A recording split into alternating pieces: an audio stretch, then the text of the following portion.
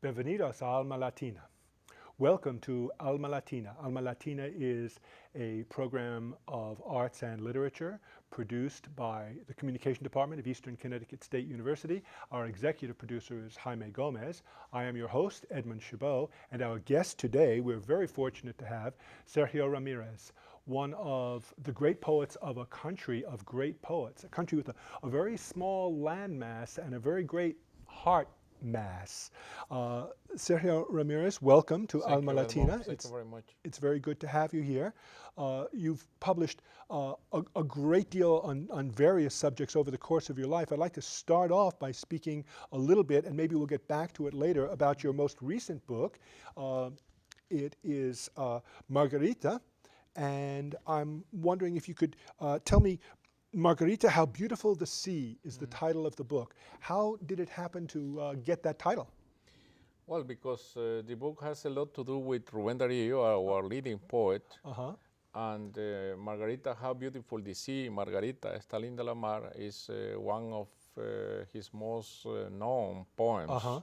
So this novel is influenced by, or in some ways about, Rubén Darío, the great Nicaraguan modernist poet from 1907. The main character of the novel is Darío himself. The novel starts really when Darío came back to Nicaragua in triumph, being then a great and renowned poet all over the world, and then he came and visited. Now, he visited. Rubén Darío was born and is the great poet of Nicaragua, but he was also a statesman. He spent a great deal of time, if I remember, outside the country as an ambassador to France and other countries around the world. Not precisely. He was incidentally an ambassador to Spain, but he was he better was a journalist. Working for La Nación from Buenos Aires and other important newspapers in the continent, and working mainly as a poet, a writer, and both in South America and Europe, of course. Yes. He wrote many books of poetry, books of journalism, chronicles, short stories, and so on. And what was his influence on the Modernismo movement in Latin America? And this is, what year are we talking about approximately? He started this enormous movement that shaped literature and the language in Spanish, in the Spanish world, both in America and in Spain. This movement called modernism, was linked to symbolism in France. And so Modernismo was a response against, or worked sort of hand in hand with symbolism of French symbolism? Hand in hand with symbolism. Okay. But it came to change everything in the Spanish Latin literature. American literature, Yes. or Spanish language literature. Yes. So now there's something very interesting about the plot of Margarita, in that it begins with this strange moment when Rubén Darío signs the fan of a young lady who's an admirer of his, and then tell me a little bit how that works into the plot of the novel, and how that relates to Somoza, the Nicaraguan dictator 50 years later. Yes, of course. Rubén Darío came to Nicaragua in this triumphal visit. He was living then in Paris. He came to Nicaragua to visit in 1907, and then he was welcomed in a very pageant way. Everyone came to the street to welcome him. The great he was received like the prince of the Spanish letters. And then he was the host, the guest of Dr. Luis de Baile, who was a very well-known doctor, had studied in La Sorbonne in Paris. And then Dr. de Baile, who was called in Nicaragua El Sabio, the learned, had two little girls, Margarita de Baile and Salvadora de Baile. And then he wrote, Darío, one poem, short poem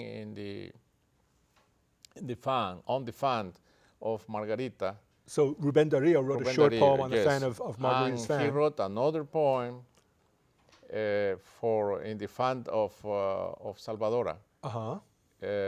And then Salvadora became the wife of Anastasio Somoza, the dictator, the founder of the Somoza's dynasty. And then there is the link between the two stories that the book is telling about. The plot for killing Somoza the night of the September 21, 1956, at the midst of the 20th century, and the triumphal welcome that Darío received in Nicaragua at the time when he wrote those two poems, one for Margarita and one for Salvadora.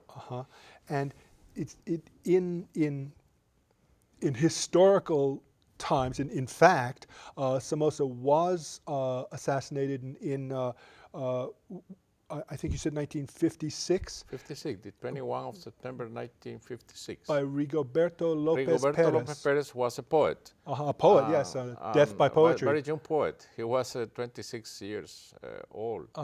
And very funny because in León, everyone is talking always about Darío. In León, the city of León, Nicaragua. Yes. It is the main scenario for the novel is León.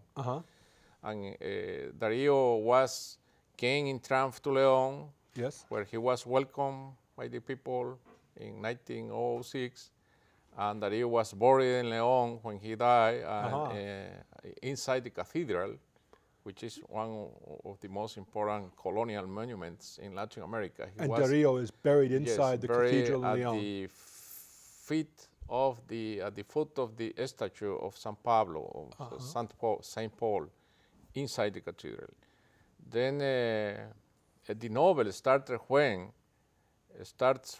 Somoza and his wife came to León to participate in the National Convention of the Liberal Party, where Somoza is going to be designated again candidate for the presidency of the Republic. He is a dictator. And he came in the company of his wife to the cathedral to pay respects to Rubén Darío visiting his tomb. This is the beginning of the novel. Could you maybe do us a favor and read just the very first words of the novel so we get a flavor of it? Now, of course, this was written originally in Spanish and translated into English. Okay. This is the first chapter of the novel, who is titled Return to the Native Land. Captain Agustin Prio had just finished adjusting his best bow tie, the one that made him look like a boxing referee, when the sound of wailing sirens filled the room and his mirror flooded with red reflections. When he went out on the balcony, the sudden gust of hot air threatened to push him back inside. On the far side of the square, crowds of alarmed campesinos were scattering from the bestial roar of Harley Davidsons as they thundered for war under the fiery sun, clearing a path for the caravan as it came to a halt in front of the cathedral.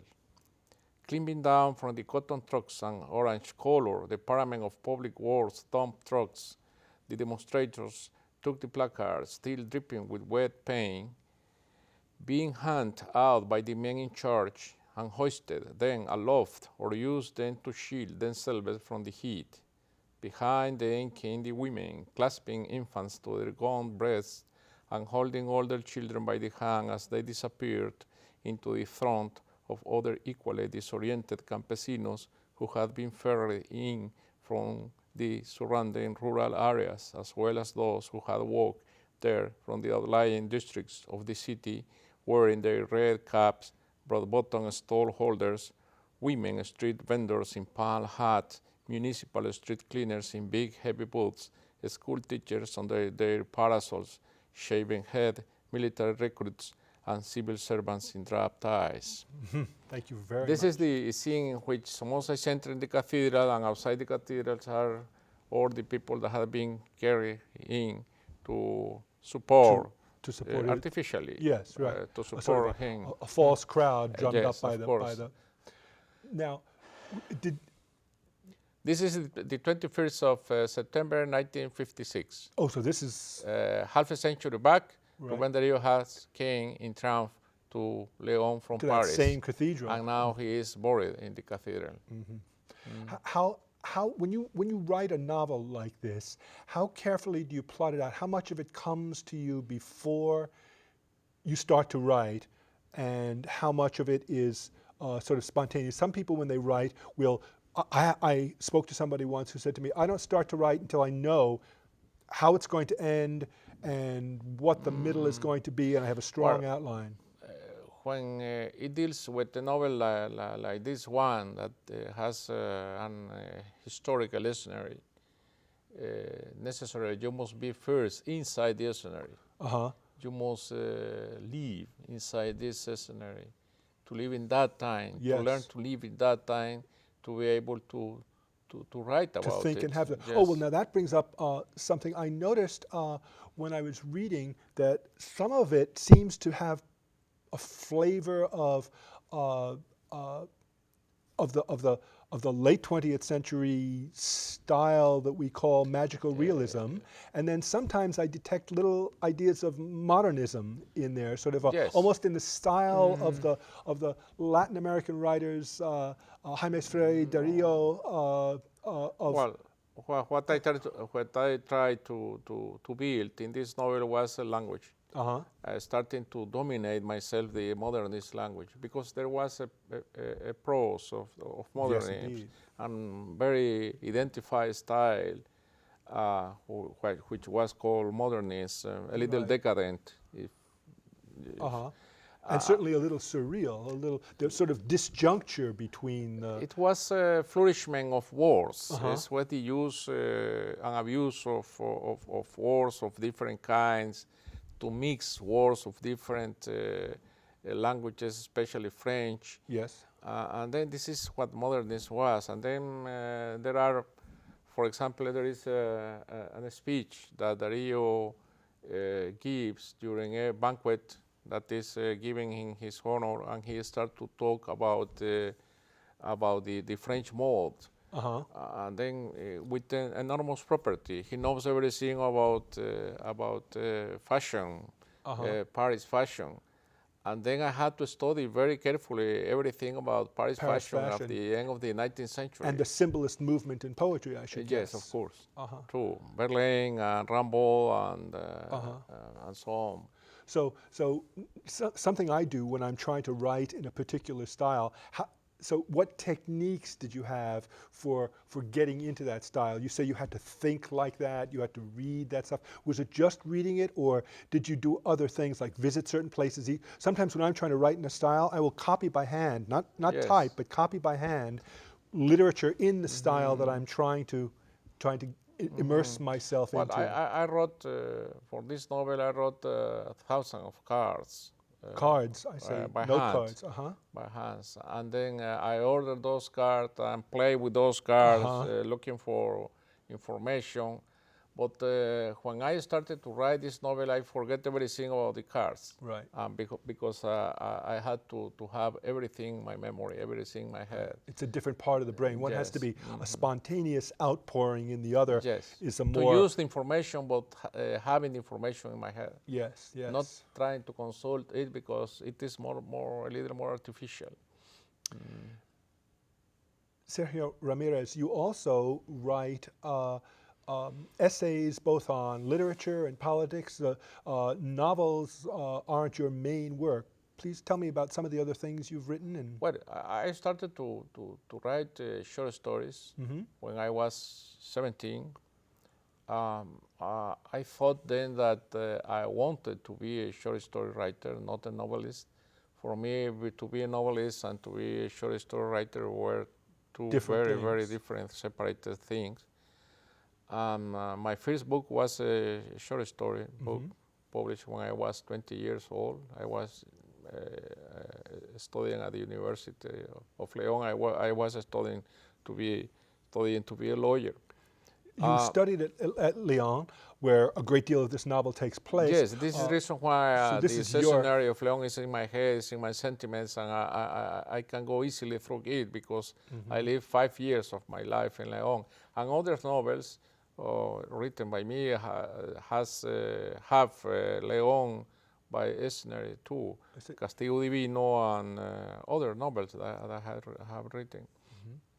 And you've also been heavily involved in the political life of Nicaragua. You were vice president of the country, as a matter of fact. Yeah, but it is a story that started very far back. When I came to study at the university, being 17 years old, I was shocked by the reality of Nicaragua. When I came to León, the National Guard started to persecute students in the street. And one afternoon, I was participating in a rally when the troops of Somoza shot against us, and there were 4 people dead, more than 50 wounded. 4 dead. Yeah, and then I had from then on the conscience that I must participate in the struggle against the dictatorship.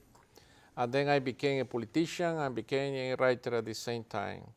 And when the time of the revolution came, well, I participated in the revolution as a writer that wanted to give support to the changes in Nicaragua and to overthrow the dictatorship. Yes, when the Nicaraguan Revolution, which started at the end of the 1970s. In 1979. And there was a group of writers called Los Doce, the 12. Not only of writers. In the group of the 12, a group of Los Doce participated priests, writers. Ernesto Cardenal? Ernesto, yes. Priests, writers, intellectuals, professionals, entrepreneurs, and it was a very broad group conformed to support the fight of the Sandinist fronts against the dictatorship and to try to give an umbrella, political umbrella to the Sandinist front. And how did it happen that you became vice president? So the revolution against the Nicaraguan government succeeded, and the Sandinistas took power. Well, the Sandinistas had the arms in their hands. They have the military force, but the political representation in the government was very broad. From conservative to liberal to left-wing organizations and individuals. Then, when Somoza fell, there was a group of 5 persons, the Junta de Gobierno, that was in power instead of Somoza. Then I was part of this 5 people junta. Mrs. Violeta Chamorro, what after that was president of Nicaragua at the beginning of the 90s, was member of this junta too, as well as Daniel Ortega and Alfonso Robelo, who was the president of the entrepreneurs in Nicaragua by then. Ortega sort of became the spokesperson for the famous one of the... Yes. Then when elections came in 1984 and the junta was dissolved, then Daniel Ortega was the candidate of the Sandinist Front for the presidency, and I was the candidate for the vice presidency. And we were installed in 1985 till 1990, when we lost the election, and then Mrs. Chamorro took power. Yes, and how was journalism affected in, what kind of a part did journalism around Latin America as well as in Nicaragua play in this movement? Was it poetry? Was journalism part of it? There was a guerrilla radio station that used to travel. What was the name of that? I wonder if was there a radio, a clandestine radio that would travel in the early days of the revolution, that would travel through the jungle? The revolution was supported by the clandestine radio based in Costa Rica first, then in Nicaragua. the name of the radio was Radio Sandino, and I participated in this project of the radio too. And yet, when the Sandinistas came to power, they closed the Roman Catholic Church radio station and closed down La Prensa, a newspaper. La Prensa. It was part of the war, of the milieu created by the war, in which there was a very polarized alienation. Some media was supporting the Contra, and some media was defending the Contra, and there were continuous clashes, not only in the military field, but in the media too. And at that time, across the world, there was a resurgence of the idea of the New World Information Order. Are you familiar with that term, New World Information Order? Where nations felt that smaller nations felt that some of the larger nations were creating a kind of what shall I call it, cultural imperialism, and they wanted to register journalists in the country. Were journalists in Nicaragua registered and authorized, or did that never quite come to pass? This is a phenomenon that started in the war just after the revolution, mainly in the 90s. Then in Nicaragua, there were different newspapers, TV stations. Most of them were against the revolution because they were in private hands. The revolution created a lot of unconfidence amidst the proprietors of the media. And then it was, I said, part of the struggle that was taking place in Nicaragua then between the force of the Contras fighting in the countryside against the army of the revolution, and the revolution itself trying to defend against that kind of enemies. I had the opportunity in the late 80s when Gabriel Garcia Marquez came to the United States, and he could only go to the Mexican embassy. He wasn't allowed on American United States property to speak with him. And I noticed echoes of Gabriel Garcia Marquez in your writing. Is he a strong influence on you? Yes, of course. It is a strong influence for every writer in Latin America after the publication of 100 Years of Solitude. Yes, of course. And what other writers were significant influences in your life? Starting with Juan Rulfo, for example, it was a very important influence for me. The Mexican writer Juan Rulfo, Carlos Fuentes. Carlos Fuentes, sure. Also. Octavio Paz. Octavio Paz also, but I am not just a poet. I am a storyteller. Then I am not subject. Well, Paz, I bring up Paz because he was influenced in politics and also a journalist. He wrote, books of essays, not like yours, but also like you wrote books of essays. Yes, of course. I have wrote many books of essays about the revolution, about the history of Nicaragua, about cultural identity in Latin America. This is a subject I prefer much to try to explain which are the roots of the identity of Latin American countries. Very important. And yes. So, yes. And very briefly, what is your next project? What are you working on next? Well, I had just published a book in Nicaragua called Forgotten Drum, which is about the influence of Black Africa in Nicaraguan culture, especially in the Pacific coast, not in the Caribbean coast, but in the Pacific coast. And now my new novel is going to appear in Spain and Mexico next autumn. Oh, wonderful, wonderful. Well, thank you very much, Sergio Ramirez.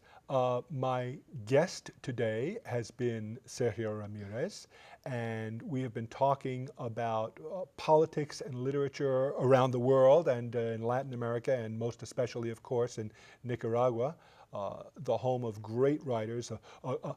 Nicaragua may have one of the highest proportions of writers to individuals in very high rate in the world. You have been listening to Alma Latina. Our executive producer is Jaime Gomez.